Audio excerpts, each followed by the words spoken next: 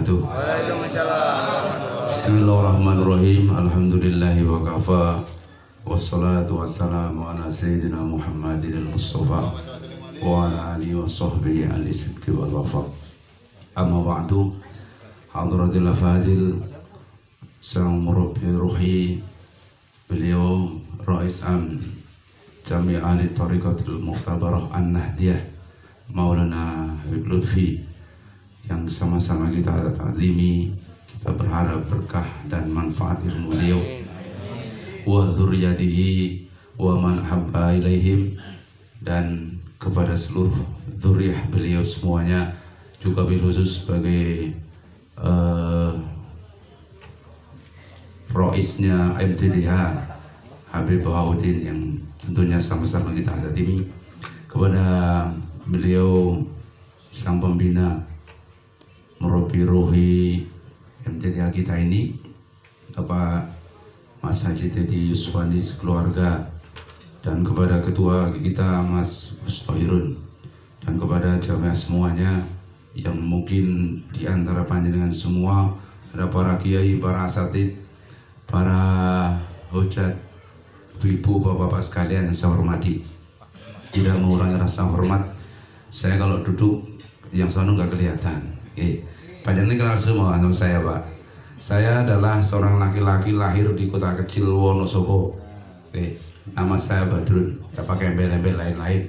Pernah ngaji sama kiai kampung namanya Mbah Kiai Muhtamin Fatih, murid Mbah Mat Batu Congol, murid Mbah Dalhar. Bisa menemukan Lilione usah. Jadi menggo taruh kali panjenengan sedaya.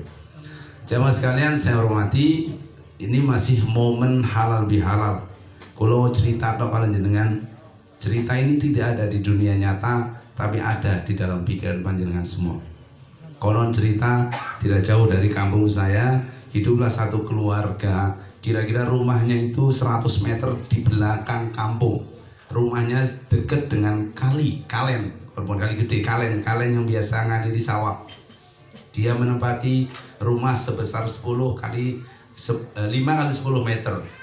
Sang suami bernama Suparman. Beliau adalah dulunya seorang pemuda desa lulusan SMP yang ngajinya sama kiai kampung. Punya istri namanya Mbak Sulis. Mbak Sulis ini perempuan desa lulusan SD tapi pernah mondok. Pernah mondok. Hidup mereka ketika cerita ini saya terbitkan, satu keluarga ini punya anak 3. Pertama anak perempuan baru kelas 1 SMP, yang kedua anak laki-laki kelas 5 SD, dan yang ketiga laki-laki kelas 3 SD. Terus berjalan yang sang waktu, bapaknya ini kerjanya serabutan, kadang buruh sawah tani, kadang buruh bangunan. Saya ketemu nih yang namanya pemuda kampung, cuma lulusan SMP, nggak terlalu banyak bicara. Bapaknya ini orang yang boleh dibilang pendiam dan nggak terlalu banyak ngomong, tapi rajin. Kebiasaan beliau di rumah selain kerja keras, beliau itu adalah orang yang dawam sholat malam. Dawam sholat malam, sholat tahajudnya dawam. Dan ibunya itu pekerjaan sehari-harinya menjual sayuran yang diperoleh dari sawah. Ada genjer, ada kacang, orang kampung. Jualannya begitu, nggak bernilai banyak. Untuk menghidupi 3 orang anaknya. Ibunya ini memang cuma lulusan SD, nggak terlalu banyak pola. Kebiasaan sehari-harinya selain dagang, ngopeni anak, ngopeni bojo, ibunya ini mendawamkan baca Quran waktu maghrib sampai isya, kemudian ngajar anaknya ngaji sama ibunya, dan pada subuh hingga menjelang matahari terbit. 2 tahun kemudian sekitar anaknya lulus kelas 3 SMP, yang pertama tadi, yang kedua sudah masuk kelas 1 SMP, dan yang ketiga baru kelas 5. Kelas 5. Keluarganya tidak ada perubahan apa-apa, padahal bapaknya itu adalah seorang yang ahli. Tiap hari itu dia pekerjaannya karena rumahnya jauh dari kampung, 100 meter dari ujung kampung di belakang, sehingga dia tidak punya banyak teman, tidak punya banyak tangga, tidak senang ngobrol, nggak ada HP, rumahnya nggak ada TV. Maka kebiasaannya adalah bangun pagi, sholat tahajud hingga sampai pagi. Terus berjalan begitu aja, bekerja seadanya. Semacam 3 tahun tidak ada perubahan. Ketika anak pertamanya lulus SMP, kemudian tidak mampu melanjutkan ke SMA karena orang tuanya memang ya hidupnya miskin lah. Anda bisa bayangkan rumahnya gede, menghuni rumah dengan ukuran 5x10, kanan kirinya masih ada pekarangan, tinggal di ujung sawah. Setelah anaknya lulus SMP, yang pertama tadi itu setahun di rumah itu tidak bisa berbuat apa-apa, pengen melanjutkan sekolah tidak mampu. Konon dia pamit sama ibunya, dia mau merantau ke Jakarta jadi babu, asisten rumah tangga. Setelah di Jakarta, alhamdulillah ternyata dapat juragan yang rada sadar sama pendidikan. Karena bocah ini rajin mengikuti ibunya baca Quran, disekolahkanlah anak perempuan ini ke sekolahan sebuah yayasan nggak jauh dari rumah yang dia kerja sampai lulus SMA. Lah, ketika lulus SMA itu dia kerja di rumah itu bayarannya dibayar ke orang tuanya untuk sekolah adik-adiknya. Setelah kakaknya lulus SMA, adiknya ini baru kelas 3 SMA. Kemudian yang perempuan itu setelah setahun, 2 tahun tinggal di rumah itu, akhirnya dia dinikah oleh seorang laki-laki, seorang pekerja pemborong bangunan. Kayak di komplek kita ini ada pemborong bangunan, dinikah oleh seorang pemborong bangunan. Setelah dinikah, anak yang kedua ini lulus. Anak yang kedua lulus ini karena kakaknya sudah menikah, maka biaya untuk menyekolahkan adik-adiknya ini berkurang. Yang kedua, itu setelah lulus sekolah berniat ke Jakarta cari pekerjaan. Berangkatlah dia ke sini. Dan di sini dia bekerja di sebuah perusahaan menjadi seorang operator kayak kita dulu, melamar kerjaan lulus sekolah jadi operator. Adik yang ketiga itu sudah mulai kelas 1 SMA. Terus berjenjang membiayai adiknya, sementara orang tuanya semacam tidak ada perubahan dari kegiatan sehari-harinya. Ya bekerja, ibunya jualan, tuh cukup makan setiap harinya. Setelah berjalan 3 tahun bekerja, sangat yang anak pertama ini sudah mulai mapan, sudah bisa, alhamdulillah berkah dari 2 orang tua, kebiasaan anak, kebiasaan ibunya meningkatlah secara perlahan. Maka anak perempuan tersebut mulai punya rumah, bikin warteg, warung nasi. Dan yang kedua anak laki-laki itu yang ke Jakarta, dalam waktu kurun 3 tahun dia terus karirnya baik sampai menduduki setara dengan jabatan supervisor. Dan yang ketiga disekolahkan oleh kemudian nggak sampai di S1 tapi D3 dan lulus dan sekarang menjadi pegawai negeri. Tiga-tiganya sudah mentas, ya. Tiga-tiganya sudah mentas. Yang pertama anak perempuan menjadi istri seorang pemborong, yang kedua anak laki-lakinya kerja ke kawasan industri daerah Cikarang sini, daerah Jakarta lah, jadi supervisor. Kemudian yang ketiga lulusan D3 dan menjadi pegawai negeri ada di Jawa Tengah sana. Nggak usah sampean cari, karena cerita ini fiktif yang ada dalam benak sampean. Setelah 2 tahun berjalan, adiknya lulus kemudian menjadi seorang pegawai negeri. Ternyata mereka berembuk untuk tidak membawa hasilnya kemana-mana. Target pertamanya mereka membangun rumah tempat dia lahir yang sekarang dihuni oleh bapak dan ibunya. Akhirnya 2 tahun mereka kumpulkan gajinya berdua, karena anak-anak yang perempuan depan ini adalah ikut suami. Maka dibangunlah rumahnya dengan rumah yang sudah sedikit lebih baik, artinya sudah beton, sudah bau keramik, sudah enak, sudah enak. Terus berjalan 2 tahun kemudian, sebelum anak yang kedua menikah, dia ngumpulin bertiga ini, mengumpulin duit dari hasil penjual, dari yang pertama dari hasil warungnya, yang kedua kerjanya, dan terus itu diam-diam mereka mendaftarkan haji kedua orang tuanya. Dulu mendaftar haji itu nggak sampai 10 tahun, nggak sampai 15 tahun, apalagi sekarang sampai jenggotmu putih apa rumangkat. Innalillahi wa inna ilaihi raji'un. Sadar baru setelah ubahnya nongol. Tadi ubahnya belum, nggak sadar. Dulu 2 tahun beranjak. Singkat cerita, maka bapaknya 2 tahun kemudian sama ibunya dihajikan oleh kedua anaknya. Bapak-bapak sekalian, tak tamati sampai ini mawon. Nggih. Saya ingin membawakan satu pesan gini. Ayat Allah yang Allah sudah berfirman di dalam Quran, wa minal laili fatahajjat bihi nafilatan laka asa ayat asaka rabbuka maqamam mahmudan. Kemudian kita ambil hikmah dari bapak dulu. Bapaknya adalah wa minal laili fatahajjat. Setiap malam bapaknya tahajud.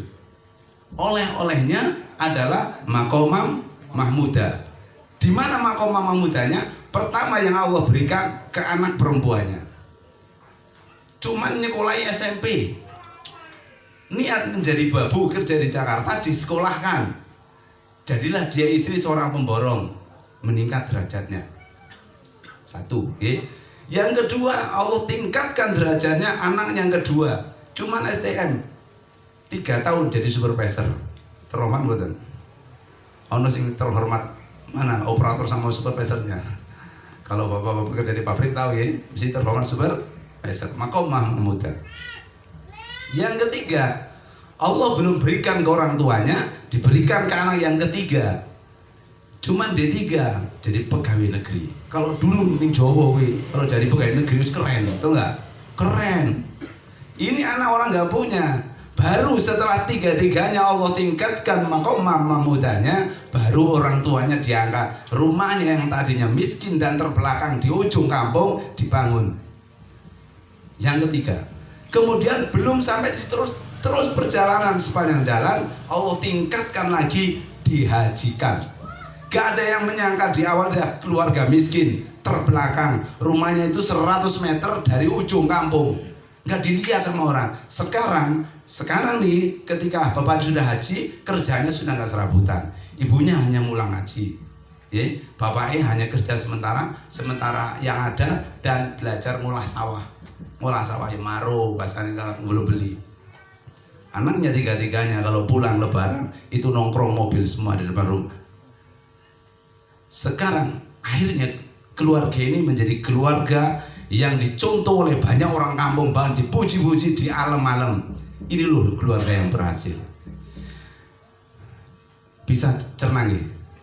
Hidup di pikiran Anda enggak? Bisa kebayang? Dibayang. Cerita ini enggak ada di dunia nyata, Pak. Makanya saya bilang ada. Cerita saya. Nek cerita jenengan beda. Cerita saya ini enggak ada di dunia nyata. Saya ingin menghidupkan ke Anda ini. Lebaran sudah berlalu, malaikat nangisi wis entek air matane. Hari ini kita sedang berbahagia. Jadi apa yang bisa kita ambil hikmah dari sang Ramadan yang mendidik kita sebulan? Ora usah kita belajar dari orang lain. Ramadan kemarin kita bangun jam berapa kalau sahur? Jam 3. Iya tak? Sekarang bangun jam berapa? 6. Subuh ya siang. Ramadan kemarin kita baca Quran betul? Baca Quran. Piro? 1 juz 2 juz. Sekarang salaman, sain, kagak lah. Apa nih?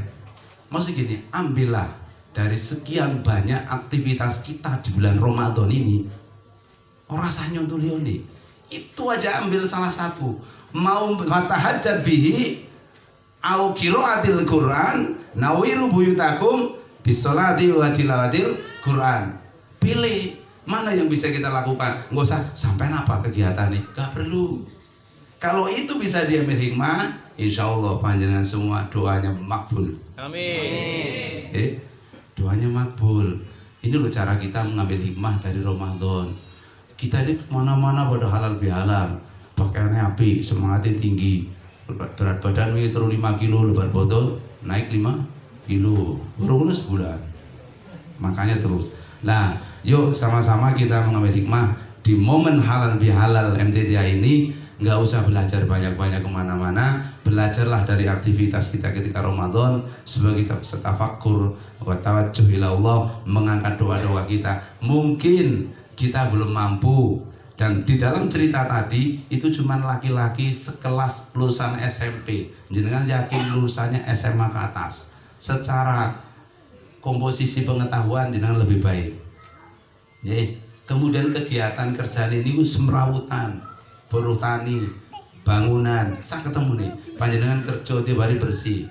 Lah kalau 2 orang ini bisa naik haji, kok sampai nanti buyute mau nongol, kok orang naik haji? Kira-kira ada yang salah enggak? Mungkin ada yang salah karena kita Ramadan berlalu, semua kegiatannya berlalu. Saya Bapak Ibu, saya ambil 5 ini. Cerita ini saya munculkan sudah lama tapi tak pendam sebagai mata pelajaran buat diri saya. Saya itu pernah Pak, pingin umroh, pingin umroh, orang ada duit. Hampir 2 tahun tiap hari sholat 12 rakaat. Kelenger orang, kelenger Pak. Terus nanti lemas sampai sedengkulnya terus sholat 2 rakaat. 2 tahun loh umroh, orang bayar sepeser orang. Bahkan sangun di diwenehi. Jadi itu lupa. Ini baru umroh, baru umroh. Kalau daftar haji itu tahun 2010. Target umur saya dulu kerja umur 45 tahun saya harus haji. Waktu daftar saya umur 40 tahun. Nggak nyangka yang namanya haji itu ternyata nunggunya lama. Gede-gede sampai lupa saya, sampai lali haji orang sih, orang dipanggil-panggil. Sekian tahun kemudian daftarin istri saya dulu takut, katanya masih punya anak kecil. Begitu daftar 23 tahun, itu tahun 2019. Sekarang tahun berapa? 2022. Sampai mau daftar sekarang, kira-kira 27 tahun. Kalau umurmu sekarang 40 tahun, besok sudah mulai buyuten. 50 tahun orang bayar, 75 tahun sampean bos sudah jadi aki-aki orang tua. Kalau nggak beranjak dari mulai sekarang, jadi hitungan haji mabrur, hajimu kapan? Haji itu adalah perjalanan ibadah yang harus dengan ongkos. Dimulai muktaran dipilih dengan menaruh duit celeng itu ONH. Kalau sering nih di Grasri itu terus cekoki. Kenapa? Kamu nggak bakal bisa haji kalau nggak mulai nabung haji. Adungan orang haji, orang mas haji tiap hari tuh haji mabrur, langsung umur daftar orang haji kan robo gue. Maksudnya begitu gue, nggak harus punya 25 juta Pak. Jenengan punya 5 juta, 500.000 pasang niat saya mau nabung tabungan haji, mulai cicil terus. Kalau ada rezeki pasti diganti sama Allah Subhanahu wa Ta'ala. Cerita tadi menginspirasi, monggo sampean bisa ambil hikmah. Kalau yang rendah itu bisa haji, kenapa yang sampai derajatnya lebih tinggi tidak bisa berangkat ke sana? Kalau kita nggak mampu dengan biaya, kita doain anak-anak semangat ibadahnya, semangat selawatnya, insya Allah anak kita yang akan mempensiunkan kita mungkin akan dihajikan plus besok sehingga nggak perlu nunggu sampai 20 tahun. Semoga manfaatnya. Wallahul muwaffiq ila aqwamit thoriq. Assalamualaikum warahmatullahi wabarakatuh.